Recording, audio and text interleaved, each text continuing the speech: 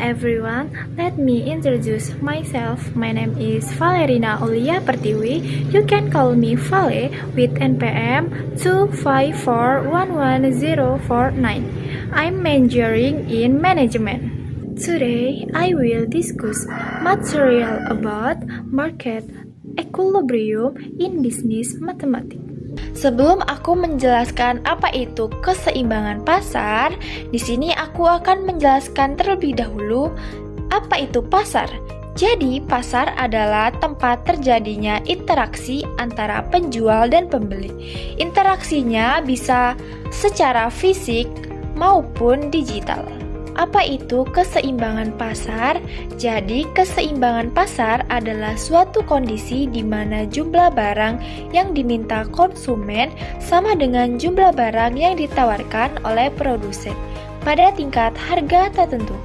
Jadi, dengan kata lain, tidak ada kelebihan atau kekurangan barang di pasar. Titik ini disebut titik keseimbangan atau dalam istilah ekonomi disebut juga dengan equilibrium point. Dalam matematika bisnis, permintaan digambarkan dalam bentuk fungsi.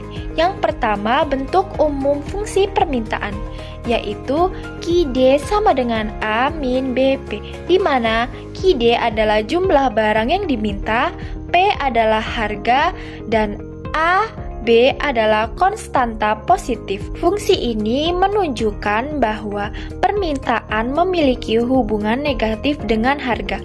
Artinya, semakin tinggi harga, maka semakin sedikit barang yang diminta. Sementara itu, penawaran juga dinyatakan dalam bentuk fungsi. QS sama dengan C plus DP, di mana QS adalah jumlah barang yang ditawarkan, P adalah harga, dan CD adalah konstanta. Fungsi penawaran menunjukkan hubungan positif antara harga dan jumlah yang ditawarkan. Maka, semakin tinggi harga, semakin banyak pula produsen yang bersedia menawarkan barang. Titik keseimbangan terjadi ketika jumlah yang diminta sama dengan jumlah yang ditawarkan. Secara matematis, kita menyamakan fungsi permintaan dan penawaran. Ini adalah contoh fungsi permintaan dan penawaran. Jadi, QD sama dengan 100 dikurang 2P. QS sama dengan 20 plus 3P. Jadi, 100 dikurang 20 sama dengan 3P plus 2P, 80 dikurang 5P. Jadi harga keseimbangan P adalah 16.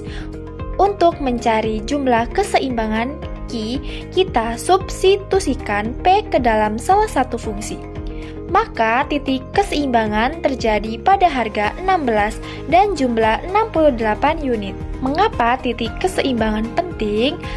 Titik keseimbangan bukan hanya konsep teoritis. Dalam bisnis nyata, ini sangat penting karena menentukan harga jual yang optimal, mencegah surplus atau kelebihan barang, menghindari kekurangan atau kelangkaan barang, membantu mengambil suatu keputusan dalam perencanaan produksi dan distribusi.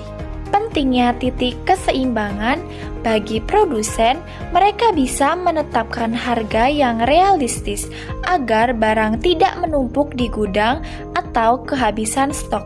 Bagi konsumen, mereka bisa membeli barang dengan harga wajar, tidak terlalu mahal karena langka atau terlalu murah karena berlebihan pasokan. Bagi pemerintah, titik keseimbangan penting untuk merancang kebijakan subsidi, pajak, dan pengendalian harga. Jadi, jika suatu bisnis dapat mengetahui titik keseimbangannya, maka bisnis tersebut dapat beroperasi secara lebih efisien dan menghindari kerugian. Keseimbangan pasar tidak bersifat tetap. Ia dapat berubah seiring berjalannya waktu, tergantung pada berbagai faktor seperti perubahan selera konsumen, yang kedua perubahan pendapat, yang ketiga perubahan biaya produksi, yang keempat inovasi teknologi, yang kelima kebijakan pemerintah, dan yang terakhir peristiwa global atau bencana. Ketika salah satu faktor ini berubah, maka kurva permintaan atau penawaran akan bergeser. Akibatnya, titik keseimbangan yang lama tidak lagi relevan dan pasar akan mencari titik keseimbangan baru. Dalam matematika bisnis, analisis keseimbangan digunakan untuk yang pertama perencanaan produksi, yang kedua penetapan harga produk, yang ketiga peramalan permintaan dan penawaran, yang keempat analisis sensitivitas pasar. Dengan model matematika yang tepat, perusahaan bisa memprediksi respon pasar terhadap perubahan harga, serta menghitung kapan dan berapa jumlah produksi yang ideal. Aku akan menceritakan sedikit tentang studi kasus, yaitu tentang masker saat pandemi. Pada awal pandemi, permintaan masker melonjak drastis. Kurva permintaan bergeser ke kanan, namun penawaran belum siap, sehingga terjadi kelangkaan dan harga naik tajam. Kemudian, seiring berjalannya waktu, produsen meningkatkan produksi. Bahkan, perusahaan tekstil beralih memproduksi masker. Kurva penawaran pun bergeser ke kanan, dan harga masker mulai stabil kembali. Contoh ini menunjukkan bagaimana keseimbangan pasar dapat berubah karena dinamika permintaan dan penawaran. Jadi, kesimpulannya, keseimbangan pasar dalam matematika bisnis adalah hasil dari analisis kuantitatif terhadap hubungan harga, permintaan, dan juga penawaran. Melalui model fungsi linier atau non-linier, kita dapat menghitung harga dan jumlah keseimbangan secara sistematis. This is the material that I can convey. See you again in the next video.